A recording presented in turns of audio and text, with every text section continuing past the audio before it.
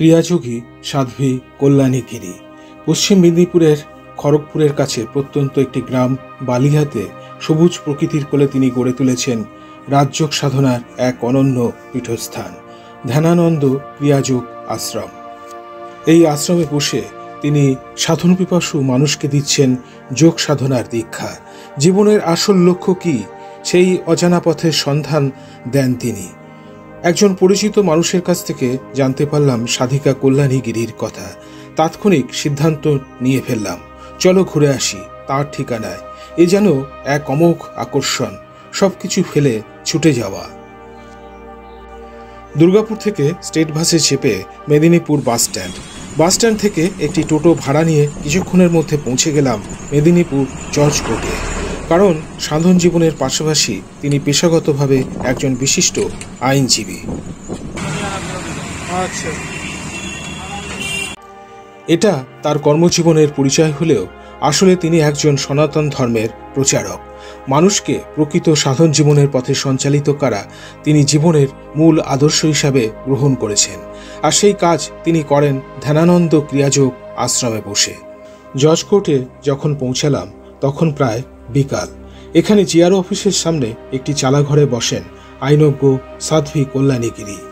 এই ঘরে বসে একটু অপেক্ষা করার পরে দেখতে পেলাম তিনি বগলে ফাইল নিয়ে আসছেন। তিনি এসে বসলে তার সাথে পরিচয় হলো মুখোমুখি। সব কথা শুনে তিনি আমাকে তার আশ্রমে সাদর আমন্ত্রণ জানালেন। এমনকি আশ্রমে যাতে আমি নির্বিঘ্নে পৌঁছে যেতে পারি তার সুব্যবস্থাও করে দিলেন। প্রথম দর্শনে তার এই আন্তরিকতায় বেশ অবাক হলাম। মেদিনীপুর কোর্ট থেকে খড়গপুর হয়ে যখন আশ্রমে পৌঁছালাম তখন বিকাল গড়িয়ে সন্ধ্যা। ঘন অন্ধকারে মুখ ডেকেছে চারপাশ। আশ্রমের টিম আলোয় বোঝার চেষ্টা করলাম কোথায় এসে পৌঁছালাম। টোটোতে যখন আশ্রমের দিকে আসছিলাম তখন বৃষ্টির জলে রাস্তার দুপাশের ধানি জমি প্লাবিত, আর ব্যাঙের কর্কশ ধ্বনিতে নিঃশব্দতা খান খান হচ্ছিল। আশ্রমে প্রবেশ করে প্রথমেই দর্শন হলো 70 ঊর্ধ্ব এক মহিলার সাথে। সম্ভবত তিনি একটি শয্যার উপরে বসে ধর্মীয় পুস্তক পড়ছিলেন। পরে জেনেছিলাম ইনি মাতাজির গর্ভধারিণী মা। প্রথম পরিচয় হলো শঙ্করানন্দের সাথে। তিনি আমাকে চা দিয়ে আপ্যায়ন করলেন। এরপরে তার সাথে গেলাম একটি মাটির বাড়িতে। বুঝলাম আজ রাতে আমার এই ছোট্ট মাটির ঘরে ঠাঁই হবে। তিনি আমাকে আমার জন্য নির্দিষ্ট শয্যা দেখিয়ে দিলেন। জীবনে একটা সম্পূর্ণ নতুন অভিজ্ঞতা হলো। রাতে শঙ্করানন্দের প্রস্তুত করা পরোটা আর আলুর সবজি খেয়ে শুয়ে পড়লাম। দীর্ঘ পথের ক্লান্তিতে নিদ্রা আমাকে সহজেই গ্রাস করল। পরদিন ভোরবেলা 5টার সময় উঠে দেখলাম আমার আগেই সবাই উঠে পড়েছেন। সবাই আশ্রমের নানান কাজে ব্যস্ত। মাতাজির সাথে দেখা হলো আশ্রমের গোশালায়। গোশালাটি বেশ পরিষ্কার পরিচ্ছন্ন। 2টো বিরাট গরু, বাকিগুলো মাঝারি মাপের। গোশালা থেকে গরুগুলিকে বার করে শঙ্করানন্দ অনতিদূরে একটি খোলা জায়গায় রাখছিলেন আর খাবারের জন্য খড় দিচ্ছিলেন।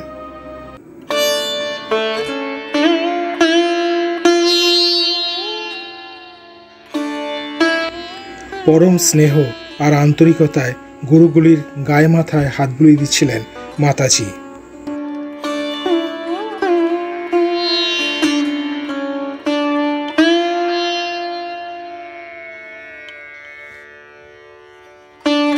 এর নাম হচ্ছে করুণা। এর বয়স তো বেশি নয়, 5 মাস। 5 মাস। 5 মাসই অনেক বড় হয়ে গেছে তো। এ সাদা ঘোড়ার মতন লাগছে অনেকটা। পুরো আশ্রম জুড়ে নিরিবিলি শান্ত পরিবেশ। মন্দির আর নানান প্রজাতির গাছগাছালি দিয়ে সুসজ্জিত একটি সাধন ভূমি। আধুনিক সমাজ জীবনের চাকচিক্য ও জৌলুসের বিন্দুমাত্র ছোঁয়া নেই। এরকম জায়গায় মন সহজেই একাগ্র হয়ে যায়। অনুভব করলাম এই আশ্রম সাধনার আদর্শ পীঠস্থান। এই আশ্রমকে তিল তিল করে গড়ে তুলেছেন মাতাজি সাধ্বী কল্যাণী গিরি। আশেপাশের গ্রামের মানুষ তাকে দেবীর আসনে বসিয়েছেন। দর্শক বন্ধুরা, সন্ধেবেলায় আশ্রমে এসে পৌঁছালাম। তো এই আশ্রমটি হচ্ছে বালিয়া নামক জায়গাতে, মিদনাপুরের একটি প্রত্যন্ত গ্রাম বালিয়া। আর এই বালিয়াতেই হচ্ছে এই আশ্রম। সন্ধ্যাবেলা এই আশ্রমে এসে পৌঁছালাম। প্রত্যন্ত গ্রাম এলাকায় এই আশ্রম। প্রচণ্ড বৃষ্টি হয়েছে আজকে, আর মাঠ পুরো জলে ডুবে গেছে, ধান ক্ষেতগুলো। আর কানে যেটা আসছে সেটা হচ্ছে ব্যাঙের আওয়াজ। তো এখন প্রায় 7টা বাজে। তো আমি এসে আশ্রমের ভেতরে এসে বসলাম। প্রথমে ওইদিকে একটি ঘরে এসে বসেছিলাম, তারপরে আশ্রমের ভিতরে এটি মাটির ঘর, সেই মাটির ঘরে এসে বসলাম। তো এইখানেই আজকে আমাকে রাত্রি যাপন করতে হবে। তো শঙ্করানন্দ গেছে পুজো করতে, পুজো করার পর আমরা খেয়ে নেব। আর সকাল সকাল আমরা উঠব, প্রায় 4:30 থেকে 5টা এরকম সময় বলা যেতে পারে। তো আপনাদের এই মাটির ঘরটি একটু দেখিয়ে দেওয়ার চেষ্টা করব। পরপর 3টে শয্যা পাতা আছে, আর ওইদিকে একটি সোফা সেট আছে, তার মধ্যে কিছু জিনিসপত্র দেখতে পাচ্ছি। এখানে একটি তারে ঝুলানো আছে শঙ্করানন্দের কাপড় জামা। দেখুন বাতার উপরে মাটি লেপন করে কীরকম মাটির ঘর নির্মিত হয়েছে।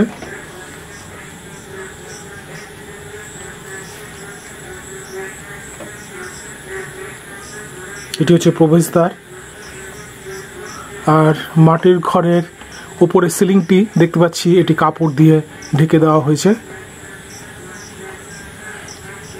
এই যে শয্যাটি দেখতে পাচ্ছেন, এই শয্যাতে শঙ্করানন্দ শোবে, আর এই শয্যাতে আজকে আমার রাত্রি যাপনের জন্য ব্যবস্থা হয়েছে। আপনি আপনার চোখের সামনে দেখছেন, এরাই আমার সন্তান, এদেরকে নিয়ে আমি থাকি। এইখানে সব রকমের জীবরা থাকে, জন্তুরা আসে, সবাইরা আসে, এটা সবার জন্যে। কারণ আমরা তাদের আশ্রয়টাকে কাড়িয়ে নিয়ে নিজের ঘর বাড়ি বানিয়ে নিয়েছি। আর এরা কোথায় যাবে? তাদের জন্য আবার এটাকে বানানো হলো। কারণ সনাতন ধর্ম বলে পুরো ব্রহ্মাণ্ড হচ্ছে প্রত্যেকটা জীবের আশ্রয়। তুমি ওর আশ্রয়টাকে ছিনিয়ে নিয়ে নিজের ঘর বানাবে, এই ভাবনাটা ভুল। তাহলে ওদেরকে সঙ্গে নিয়ে থাকো, তাহলেই তো তুমি তোমার ধর্মকে নিয়ে এগোতে পারবে। এই যে খড়গপুরের এই প্রত্যন্ত গ্রামে, যেখানে মানুষজন প্রায় আসে না বললেই চলে, এরকম একটি জায়গায় আপনি আশ্রম বানালেন এবং নাম দিয়েছেন ধ্যানানন্দ আশ্রম। এই স্থানে আপনি কিভাবে এলেন? এইটা হচ্ছে আমার ওই যে আবার একটু পিছনেই যেতে হবে। অনেক দিনের আমার একটা স্বপ্ন ছিল যে আমি একটা আশ্রম করব, বাচ্চাদের জন্য কিছু করতে পারবো, যারা নিডি তাদের জন্য কিছু করব, হোক পড়াশোনার দিক দিয়ে, হোক কাজের দিক দিয়ে, হোক ধর্মের দিক দিয়ে। কিন্তু তখন কি হলো, আশ্রমটা বানাবো কোথায়, এই একটা চিন্তা। আইলাম আমার কোনো প্রয়োজন নেই আমি আশ্রম বানাবো। যদি তার ইচ্ছে থাকে, সে যদি এই শরীরকে দিয়ে কোনো কর্ম করাতে চায়, তাহলে তার ব্যবস্থা তাকে করতে হবে। আমার এটা হচ্ছে সিধা সিধা ব্যাপার। তোমার যদি মনে হচ্ছে এই শরীরকে দিয়ে তুমি কোনো কাজ করাবে, তাহলে আমি কিছু করব না, তোমাকে যোগী দিতে হবে, তোমাকে নির্দেশ দিতে হবে, আমি করে দেব। ততক্ষণ আমার সন্ন্যাস হয়ে গেছিল। বাবাকে একদিন আমি বললাম যে বাবা এই এই ব্যাপার। তখন বাবা, যে আমাদের গুরুদেব ছিলেন, তখন গুরুদেব বললেন, হাসলেন। আইলাম বাবা, যদি তোমার মনে হচ্ছে এই শরীরকে দিয়ে তুমি একটা আশ্রম করবে, সমাজের কাজ করাতে পারবে, তাহলে তুমি করিয়ে নেবে। যদি আমি বিছানা শইয়া হয়ে গেছে, এখন মরবো, 2 মিনিট বাকি, তোমার যদি মনে হচ্ছে যে না এই কাজটা কাকে দিয়ে করাবো, তখন আমার নাম যেন সেই প্রথম জায়গায় থাকে যে কল্যাণী এখনো তো যাওয়ার জন্য 2 মিনিট বাকি, তাহলে তুই চল, তোকে গিয়ে এই কাজটা করে দিয়ে আসতে হবে। সেই হিসাবে গুরুদেব দিয়ে দিয়েছেন, একটা ভক্তকে পাঠিয়ে দিলেন, তিনি এই জায়গাটা আমাকে দিয়েছেন। আর আমার আশ্রম আমি বানাইনি, গুরুদেবের নির্দেশ বা ওনার আশীর্বাদ না থাকলে আমার ক্ষমতা নেই যে আমি এখানে 1 মিনিটের জন্য নিঃশ্বাস নিতে পারবো। তিনি সব করিয়েছেন। এই ধ্যানানন্দ যোগপীঠ এই জন্য ওনার নামে, এর ভিতরে ওনার চরণ রজ রাখা আছে এই তুলসী মঞ্চের তলায়। ফার্স্ট যখন ভূমি পূজন হয়, আমার গুরুদেবের পায়ের ধুলো এনে আমরা এখানে রেখে ফার্স্ট এই তুলসীকে স্থাপনা করা হয়। আর উনি এখানে থাকেন, এখনো উনি আছেন, ওনাকে সবসময় ফিল করা যায়। মাঝে মধ্যে এখানে আমাদের যারা পঞ্চগুরু ক্রিয়া যোগের, যুক্তেশ্বর বাবা হোক কি লাহিড়ী বাবা হোক কি বাবাজি মহারাজ হোক বা বাবানন্দ বাবা হোক, ওনাদের সবাইকে এইখানে অনুভব করা যায়। মাঝে মধ্যে ওনারা আসেন, ওনাকে এই জায়গায় আর আমি পেয়েছি, এটা গুরু কৃপা। মানে আসেন বলতে? আসেন, অনুভবের মধ্যে ওনারা আসেন, মানে সূক্ষ্ম শরীরে আসেন বলছেন? এইখানকার দেখাশোনা করার দায়িত্ব ওনাদের। আচ্ছা, বলছি যে এই যে আপনাদের ক্রিয়াযোগ সাধন, তো এটা তো একটা মন্ত্র এবং তার সঙ্গে শ্বাস প্রশ্বাসের ক্রিয়া, যতদূর আমার ধারণা। তো এর সঙ্গে কি ষটচক্রের কোনো সম্পর্ক আছে? হ্যাঁ, কিরকম ভাবে একটু বলুন। দেখুন, এটাকে তো বিশ্লেষণ করে বলাটা একটু টাফ। আমাদের শরীরে 108খানা চক্র আছে, তার মধ্যে 7খানা চক্র অনেক বেশি অ্যাক্টিভ। আমি শুনেছিলাম যে গীতার 18টা অধ্যায়, তো আমাদের শরীরেও ঠিক 18টি চক্র আছে। ঠিক আপনি যেটা বলছেন 108টা চক্র, তো একটু খুলে বলুন। আছে, ওইগুলো অতটা অ্যাক্টিভ না, কিন্তু পুরো শরীর চক্র থেকেই বানানো। যেটা আমি কিছুক্ষণ আগে আপনাকে বললাম, যা ব্রহ্মাণ্ডে আছে সেইগুলো আমাদের কাছে আছে। যেমন রুদ্রাক্ষের মালায় 108টা বিট থাকে, আর 108 মন্ত্রজপ, একটা 9 যেটা থাকে, যেটা নিচে থাকে সেটাকে আমরা ধরি না। তেমনি শরীরের মধ্যে এই প্রত্যেকটা জিনিস ইন্টারকানেক্টেড। এই নিঃশ্বাস প্রশ্বাসের সাথে আমাদের যে পিছনে যে স্পাইনাল কর্ড আছে, যেটাকে আমরা সুষুম্না নাড়ি বলি, ভিতরে 3খানা নাড়ি চলে। ওই নাড়ির মধ্যে ইড়া, পিংলা, সুষুম্না, এই যে 3টে নাড়ি, সেই 3টে নাড়ির মধ্যে এই 7টা চক্র, 7 চক্রাস, এইগুলো কিন্তু একটু এলোমেলো ভাবে থাকে। নিঃশ্বাস প্রশ্বাসের সাথে এদেরকে সবাইকে আমরা এক জায়গায় নিয়ে আসি। তারপরে ওই সুষুম্নাতে যে ফ্লোটা হয়, অমৃত ধারা, যেটা সমুদ্র মন্থন বলে, ওই সমুদ্র মন্থনটা হচ্ছে আমাদের নিজের ভিতরে। আর সেই সমুদ্র মন্থন থেকে পাওয়া অমৃতটা পাওয়া যায় এই সহস্রারে, যেটা ক্রিয়াযোগীরা গুরু দীক্ষার পরে, গুরুর নির্দেশের পরে ব্রহ্মগ্রন্থি ভেদ করে ওই অমৃত ধারা রসপান করেন। সেই কারণে ক্রিয়াযোগীদের লাইফ স্প্যানটা বড় হয় বা সাধকদের লাইফ স্প্যান বড় হয়। কারণ নিঃশ্বাস, প্রত্যেকটা জিনিস এই প্রকৃতিতে হিসাব মতন সবাইকে দেওয়া আছে। আপনার খাবার হোক, আপনার নিঃশ্বাস প্রশ্বাস হোক, আপনার কাপড় জামা হোক, এই জন্য ফার্স্ট যে কোনো সাধক একটা জিনিস দেখে, প্রকৃতির কোনো জিনিস যেন ওয়েস্ট না হয়। তেমনি আপনার, সাপোজ আপনার কোটায় 10 টাকা আমি দিয়েছি, যে এই 10 টাকা তুমি কি করে ব্যবহার করবে। একটা লোক আছে একদিনে ব্যবহার করে নেবে, একটা লোক আছে 5 দিন পরে, আরেকটা লোক ওইটা 1 টাকাকে 1 মাস চালাতে পারে, 2 মাস চালাতে পারে। তেমনি নিঃশ্বাস একটা কোটা আছে, যে আপনি এই 68 নিঃশ্বাস নিতে পারবেন। এবার সাপোজ এক্সাম্পল, যদি 68 নিঃশ্বাস থাকে, তাহলে ওই নিঃশ্বাসটা আপনি যখন এক্সারসাইজ করছেন, আপনার বডি অত বেশি ব্রিদিং, ফাস্ট ব্রিদিং হয়।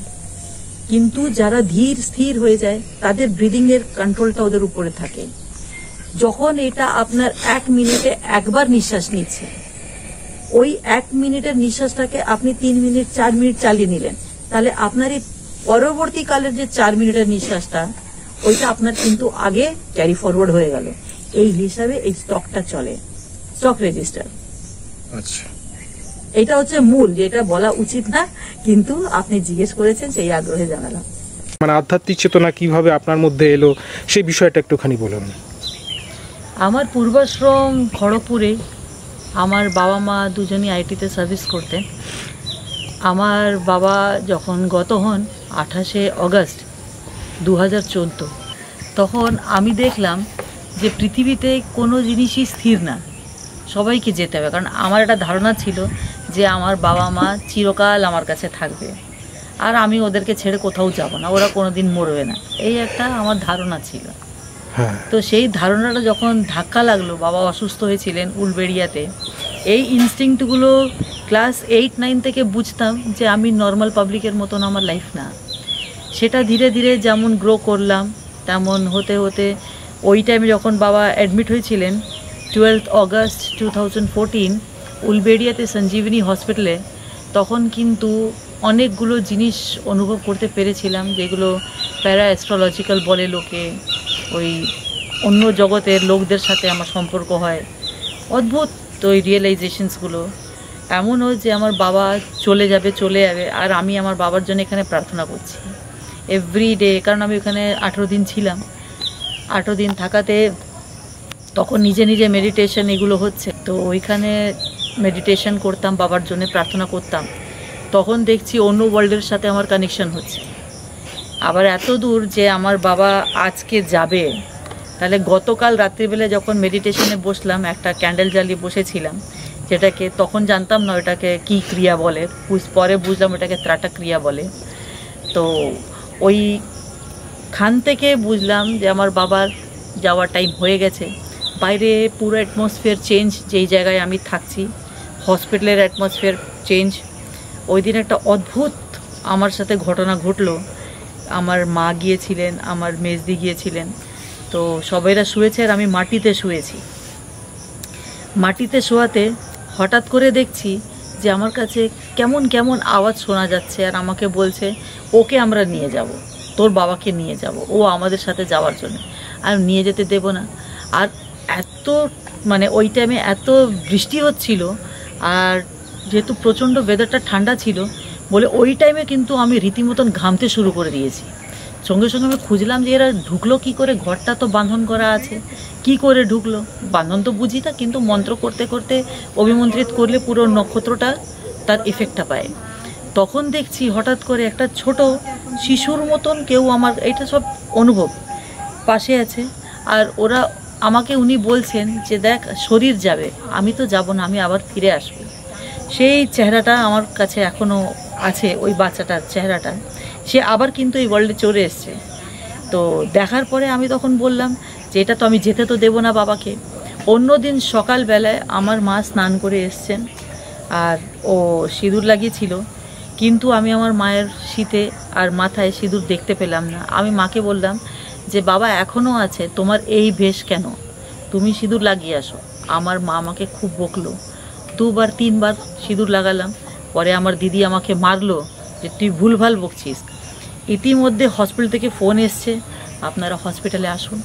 আমি গেলাম, কারণ হয়তো এটা আমার ফিউচার যেটা আমি দেখছিলাম হয়তো সেটাই শুনবো, কিন্তু প্রার্থনা করছি ঠাকুর যেন আমি ভুল হই। ডাক্তারের কাছে গেছি, ডাক্তার বললেন যে আপনারা এনাকে নিয়ে যান, অনেক কম টাইম আছে, তবে ইতিমধ্যে আমাদের 1 বটল ব্লাড দরকার। আমি তখন বললাম যে আপনি আমার ব্লাডটা নিন। উনি তখন বললেন যে অনেকগুলো টেস্ট করতে হবে, আমাদের ব্লাড ব্যাংকে ব্লাড আছে। আইলাম আপনার যা টেস্ট আছে, আপনার যা যা রিকোয়ারমেন্ট আছে, আপনি আমার ব্লাড নিন, within 30 minutes you are going to get the result. যেগুলো আপনার দরকার everything I am having in my body, কারণ এটা একটা মেডিটেশন করা বডি। তো ওনারা আগে কথা বিশ্বাস করলেন না। তখন ওইখানকার যে একজন HOD এসছেন, তিনি আবার বললেন যখন ইনসিস্ট করছে তাহলে আপনি একবার নিয়ে দেখুন। গুরু কৃপা, উনি তখন আমার ব্লাড চেক করলেন, ওনাদের কাছে রেজাল্ট এসছে যে এই ব্লাডটাই এনাকে দেওয়া যাবে। নেওয়ার মানে ওই যে ব্লাড 1 বটল দেওয়া হলো, হয়তো বাবাকে ওইখান থেকে খড়গপুর আনবার জন্য হেল্প করেছে। বাবাকে আমরা তখন ডাক্তার বলে দিলেন যে এবার এনাকে নিয়ে যান, যে আমরা এনার টাইম হয়ে গেছে। তখন আমি বললাম যে ডাক্তারবাবু আপনি বলেছিলেন যে এনাকে রাখতে গেলে অনেক টাকা খরচা হবে, তাহলে আপনি যা আপনার টাকা লাগবে I am ready to give. আপনি আমার বাবাকে কিন্তু শুধু এই পাম্প ভেন্টিলেশনের মধ্যেই আপনি রাখুন, কিন্তু যেন পাম্প হয়, আর কিছু না। তখন আমার দিদিকে, মাকে আমি ডাকলাম, ডেকে বললাম এই ব্যাপার। দাদা দিদি সবাইরা আবার এখান থেকে গেল অ্যাম্বুলেন্সে, আবার বাবাকে নিয়ে এলাম। বিকেলবেলায় সবাইরা বসে আছে, তখন আমার বাবা খালি আস্তে করে আমাকে কানেকশনস যখন বাবার সাথে হলো, উনি তখন একবার বললেন আমাকে সেই মন্ত্রটা শুনিয়ে দে, যেটা সবসময় তুই আমার কানের কাছে বলতি। আমি গেলাম, স্নান করে এসেছি, বাবাকে তিলক দিয়েছি, আর সেই মন্ত্রটা বলছি। And I could feel very well that time also যে he was about to leave। আর উনি বললেন যতক্ষণ তুই সামনে থাকবি আমি যেতে পারবো না। 1 মিনিটের জন্য কারেন্ট অন আর অফ হলো, মানে অফ হলো অন হলো, কারেন্ট গেল আর এলো। আমার বাবা চলে গেলেন। সারা রাত বাবাকে ধরে শুয়েছিলাম।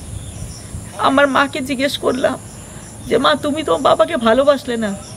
তখন দিদিরা আমাকে বহুত বকাবকি করলো, এইসব কি বোকার মতন প্রশ্ন, আচ্ছা তুমি মরলে না কেন? এই first question that struck my mind.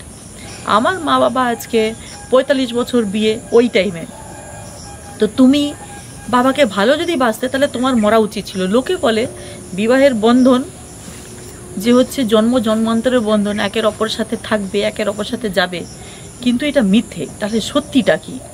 ওই যে সত্যির খোঁজটা মাথায় ঢুকেছে। তারপরে আবার দেখলাম যে পুরো পৃথিবীটাই বৃথা, এগুলো সব নাটক। We are playing on the stage, we are standing here, এগুলো সব ড্রামা এক একজন এসে করছে। তখন ওই টাইমে বাবার সামনে শুয়ে আছেন, আর ওই টাইমে এইগুলো আমার মাথার মধ্যে ঢুকছে। তারপরে বাবা যেই পথে এগিয়ে এগিয়ে গেছেন, আমি তার পিছনে পিছনে ওইভাবেই গেছি, কিন্তু এই বডি সহ ওই জায়গায় পৌঁছানোটা বহুত টাফ।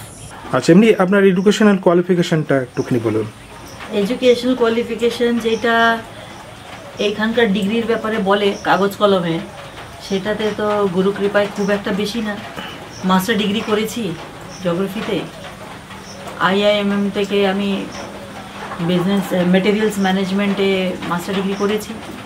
জিওগ্রাফিতে মাস্টার ডিগ্রি আছে কানপুর ইউনিভার্সিটি থেকে, আর LLB করেছি, আর ন্যাচুরোপ্যাথের ডিপ্লোমা আছে। আচ্ছা, কিন্তু প্রকৃত জীবনে পড়াশোনায় আমি কিছুই জানি না। Life is a very big chapter, যেটা কেউ পড়ে না।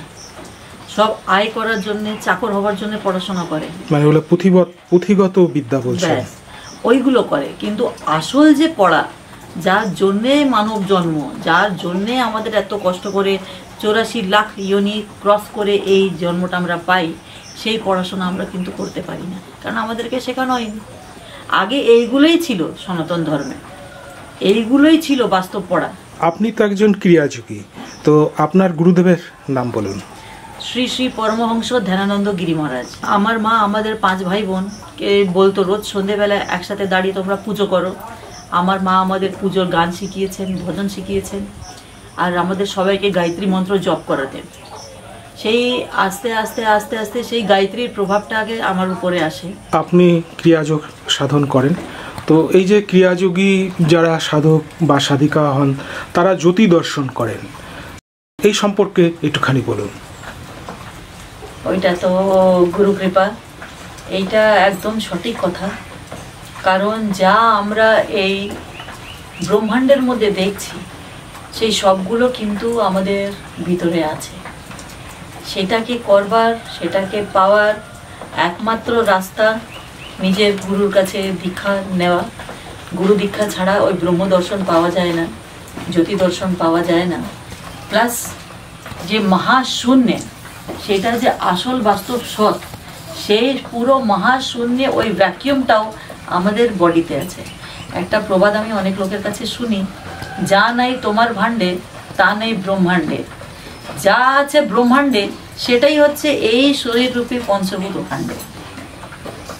এইটাই প্রকৃতি, এইটাই পুরুষ, এর ভিতরে সব কিছু আছে। পুরো মহাসাগর থেকে নিয়ে 51টা শক্তিপীঠ নিয়ে আপনার যেই জ্যোতি, যেই পরব্রহ্মকে খুঁজতে লোকে বাইরে যায়, খুঁজে বেড়াচ্ছে, সেইগুলো একমাত্র এই রাজযোগ সাধনার মারফতেই পাওয়া যায়। কিন্তু মন হচ্ছে কি, মানে অহরহ, মানে প্রতিনিয়ত এক গাছের ডাল থেকে আরেক গাছের ডালে, মানে পাখির মতন উড়ে উড়ে বেড়াচ্ছে। তো এই প্রথমেই তাহলে মনকে সংযত করা দরকার, তারপরেই তো ধ্যান হবে। এই বিষয়ে একটুখানি আলোকপাত করুন। এই কথাটা একদম ঠিক যে মন সবসময় নিজের মতন ছন্দ ছাড়া হয়ে ঘুরে বেড়ায়। তার জন্যেই মনটাকে কনসেন্ট্রেট করার জন্যে অনেকগুলো পথ আছে, যার মধ্যে জপ একটা। যখনই আপনি জপ করছেন, আপনার কনসেন্ট্রেশন আপনার মন্ত্রের উপরে আছে। যে জপের মধ্যে আপনি যতগুলো বিটস গুনছেন, এটাতে মন্ত্র পাঠও হচ্ছে, প্লাস আপনার মাইন্ডটা ধীরে ধীরে ধীরে ধীরে নর্মালাইজ হয়, শান্ত হয়, স্থির হয়। জপের একটা নিজস্ব প্রভাব থাকে, সেই প্রভাবটা আপনার পাশে একটা অরা ক্রিয়েট করে। ওই অরা আপনাকে তখন হেল্প করবে যে বাইরে যে নেগেটিভ এনার্জিসগুলো এসে আপনার মনটাকে চঞ্চল করছে। চঞ্চল তো এমনি হয় না, ইন্দ্রিয়গোর জন্যে হয়। এই অরাটা একটা কবচের মতন কাজ করে, একটা সেফগার্ডের মতন কাজ করে, যার জন্যে আপনি ওই প্রকাশের, যেমন উদাহরণ দিয়ে আপনাকে বোঝাই। এখন এই জায়গায় আমরা বসে আছি, এখন এখানে দেখুন কতগুলো মাছি উড়ছে, মশা উড়ছে, কারণ অ্যাটমসফিয়ার একটা ব্যাপার। সেকেন্ডলি এখন এখানে ধূলির কাজ চলছিল, কিন্তু যখনই আমি ধুনিটাকে খুলে দেব, যখনই এই জায়গায় ধুনো জ্বলতে শুরু হয়ে যাবে, যখনই এই জায়গায় কপুর জ্বলতে শুরু হবে, এই মুমেন্টে তাহলে ওর যে অরা তৈরি হচ্ছে, ওর যে ভাইব্রেশনস তৈরি হচ্ছে, আশেপাশে কিন্তু মাছি মশাদেরকে আসতে দেবে না। তেমনি যখন আমরা জব করি, এই রেগুলার জব হতে হতে হতে হতে এমন একটা আপনার সার্কামফারেন্সে একটা অরা ক্রিয়েট হয়, এমন একটা ভাইব্রেশনস তৈরি হয় যে আপনি যদি চানও বাইরের দিকে মন টানবে, কিন্তু আপনার মন নিজে নিয়ন্ত্রিত হয়ে যাবে, কারণ তখন আপনার যে অন্তরাত্মা, যেটা পরব্রহ্মের যে অংশটা, সে কিন্তু অ্যাক্টিভ হয়ে যায়। সে কিন্তু ওকে বলে যে এখন ওইটা তোমার পথ না, ওইটা অটোমেটিক্যালি আপনার শুনতে ভালো লাগবে না, মনে বেশ কানটা ব্যথা করছে, মাথা ব্যথা করছে, তখন কিন্তু আপনার এই আধ্যাত্মিক জগতের চর্চা বা সৎসঙ্গ বা ধর্মের কোনো ব্যাপার থাকলে ওইগুলো শুনতে অটোমেটিক্যালি আপনার মনটা চাইবে। এই একটা জিনিস তৈরি হয়, এই শুধু ক্রিয়াযোগ বলে না, যে কোনো সাধন ভজনে যখনই আপনি যুক্ত হয়ে যাবেন, regular practice makes a man perfect, তখন करत करत अभ्यास ते जड़मती होत सुजान रसरी आवत जाते सील पर पड़त निशान। এটা একটা দোহা, তার মানে হচ্ছে অভ্যাস করতে করতে করতে করতে মানুষ না থেকে হ্যাঁতে চলে আসে, আর একবার হ্যাঁ কোটায় ঢুকে যাওয়ার পরে আপনি চেয়েও আপনি নায়ের দিকে যেতে পারবেন না। না হচ্ছে সেই নেগেটিভ, আপনি যেখানে থাকবেন আপনি আপনার মতন পরিবেশটাকে তৈরি করে দিতে পারবেন। তাহলে সেই জায়গায় যতই অবাঞ্ছনীয় জিনিস আপনার মনটাকে টানতে চাইবে, আপনার ভিতরে যে পরাশক্তি অ্যাক্টিভ হতে শুরু করে, সে কিন্তু আপনার মনটাকে নিয়ন্ত্রিত করে নেবে। ওর জন্যে কেউ অভিষেক করে, কেউ পুজো পাঠ করে, এই প্রত্যেকটা জিনিস সাধনা। তো প্রত্যেকটা জিনিস সাধনা, ওই প্রত্যেকটা কাজের মধ্যে আপনার একাগ্রতাটা কত দূর, এই সাধনটাই হচ্ছে মূল। একটা মানুষকে তার মূলে দেখানো বা সেই পরব্রহ্ম আছে তার অনুভব করানো। একটা মা রান্না করে, তার রান্নার মধ্যে স্বাদ পায় না। একটা মা রান্না করছে, কিছুই নেই, ভাত আর আলু ভাতে, সেটাই এত সুস্বাদু হয়ে যায় যে খেতে মনে হচ্ছে আর একটু বেশি খেলে ভালো হতো। যেমন ভাব, সেই সেমন ভাবটাকে নিয়ন্ত্রিত করে, মনটাকে নিয়ন্ত্রণ করার জন্যে নিজেকে সবসময় কোনো না কোনো জায়গার মধ্যে এনগেজ রাখতে হয়, উইথ অ্যাডেড টু যে ওই কাজটা আমি আমার দিক দিয়ে পারফেক্ট দিতে পারি। ওই একাগ্রচিত মনকে আপনি যেই জায়গায় যেই ঊর্জার সাথে প্রবাহিত করবেন, সে সেইভাবেই এগিয়ে চলে যাবে। এখানে বাচ্চারা আসবে, পড়াশোনা করবে, প্রকৃতির সাথে যুক্ত হতে হবে। প্রকৃতিকে জানতে গেলে প্রকৃতির সাথে যুক্ত হবে, পঞ্চভূতকে জানতে গেলে প্রকৃতির সাথে যুক্ত হতে হবে। প্রকৃতি তো ঈশ্বর, প্রকৃতিই ঈশ্বর, এই পঞ্চভূতটাই ঈশ্বর। কিন্তু এই পঞ্চভূতকে জানতে তো হবে। সে জানবেটা কোথায় থেকে? তার থেকে যতটা লোকে দূরে হয়ে যাচ্ছে, তারা কি প্রকৃতিকে জানতে পারছে? এই প্রকৃতির এখন সুন্দরতাটা দেখতে কেমন, আর একদম কড়কড়া রোদে যখন এগুলো শুকিয়ে যায়, ঝিমিয়ে পড়ে, তখন দেখতে কেমন লাগে? এই যে সাধক যখন সাধন পথে এগিয়ে যায়, সে যখন আস্তে আস্তে উচ্চ মার্গের দিকে উঠতে থাকে, তখন তার নানা রকম দৈব দর্শন হয়। এ ব্যাপারে আপনি বলুন, দিব্য দর্শন যেটাকে বলে, তো এই দিব্য দর্শন ব্যাপারটা কি? দিব্য দর্শন, দেখুন ব্যাপারটা হচ্ছে, আমরা যেটা দিব্য দর্শন বলি, আমাদের প্রত্যেকজনের মনে মহাদেবের একটা ছবি, মা কালীর একটা ছবি, মা দুর্গার একটা ছবি। সাধন ভজনে আমাদের কল্পনার মধ্যে যারা যারা থাকেন, তারা সব এক একজন আসেন, এক একজন বেরিয়ে যান, এক একজন আসে, এক একজন বেরিয়ে যান। তার মানেটা হচ্ছে এইটাই কিন্তু প্রকৃত সত্য না, তারপরে আরও কিছু আছে। ওই আরও কিছুটা কি, সেটাকে সাধন ভজনের মারফতে, সাধনার মারফতে, ধ্যানের মারফতে আমরা সেই যে আছে অরিজিনাল সোর্স অফ এনার্জি, সেটাকে আমরা খোঁজবার চেষ্টা করি। কারণ এই যে দিব্য দর্শনগুলো হয়, ওইগুলো যখন কেটে যায়, এইগুলো এক একটা স্টেজ। না, বলা হয় যে আজ্ঞাচক্র যখন সাধকের খুলে যায়, তখন সে নানা রকম দিব্য দর্শন তার হয়। যখন আজ্ঞাচক্র খুলে যায়, আজ্ঞাচক্র খুলে গেলে পরে আপনার ভবিষ্যৎটা আপনি দেখতে পারবেন যে কি হতে চলেছে। আজ্ঞাচক্রটা কি? আপনি এখনও, আপনারও তিনটে চোখ আছে, ত্রিনেত্রা প্রত্যেকটা মানুষের আছে যারা উপলব্ধি করতে পারে। আপনি এখন চোখ বন্ধ করুন, আপনি দেখবেন সঙ্গে সঙ্গে ভিতর দিকটা আপনি দেখতে পাচ্ছেন। সাধক এই অন্তর্মুখী হয়ে পুরো ব্রহ্মাণ্ডটাকে দেখে। ওইখান থেকে কি হবে কি হবে না এগুলো সব বলার জায়গাগুলো পায়, কারণ তখন সে ডাইরেক্টলি কানেকশানে চলে আসে, সে তো শূন্যের মধ্যে ভাসে। কিন্তু একটা টাইম আসার পরে এই কোনো দর্শনই লাভ হয় না, কারণ তখন বোঝা যায় আহম ব্রহ্মাস্মি। আচ্ছা, এই যে বলা হয় যে সহস্রার থেকে ব্রহ্মরস স্খলিত হয়, এ ব্যাপারে কিছু আলোকপাত করতে পারেন? সেটা আমি কিছুক্ষণ আগে আপনাকে বলছিলাম যে সমুদ্র মন্থন যেটা আমাদের শাস্ত্রে আছে, সেই একই সমুদ্র মন্থন আমাদের ভিতরেও চলে। সেই সমুদ্র মন্থন থেকে যখন গ্রন্থিভেদ, আমরা এই ক্রিয়াযোগে এসে যখন গ্রন্থিভেদ করা হয়, তখন গ্রন্থিভেদের ওই প্রসেসটা আমি আপনাকে খুলে এখন বলতে পারছি না, দীক্ষিত থাকলে নিশ্চয়ই বলতাম। ওই গ্রন্থিভেদ করার পরে আমাদের এই সহস্রার থেকে এইটা হচ্ছে অমৃত কলস। একদিক দিয়ে যদি বলা যায় তাহলে এইখানে হচ্ছে আমাদের 1000 পেটালস লোটাস, এইখান থেকে সেই রসটা সব সময় পড়ে নিচে, যেইটাকে পাওয়ার জন্যে একমাত্র ক্রিয়াযোগীরা যারা গ্রন্থিভেদ করে নেয় বা ইয়ে করে নেয়, গ্রন্থিভেদ করার পরে সেই রসটাকে পান করার জায়গাটা পেয়ে যান। আমাদের এই ভিতরে শুধু একটা হলো আছে, ভ্যাকিউম স্পেস। ওই ভ্যাকিউমটা হচ্ছে একমাত্র সেই পরব্রহ্ম, যেটা আমার বলা উচিত না in front of the camera, কিন্তু ওইটাই অমৃত রস পান করার জন্যে যেই দৈব শক্তির আর অসুর শক্তির, এটা আপনাকে অন্য ভাষায় বোঝানোর চেষ্টা করি আমি। এই দৈব শক্তি আর অসুর শক্তি, এইটা কি? অসুর শক্তি হচ্ছে এই ভৌতিক জগতের যে আমাদের ষটরিপু, আমাদের যে ভৌতিক জগতে যা সব আমরা দেখছি, লোকেদের মায়ার প্রভাব, এগুলো হচ্ছে আসরিক শক্তি।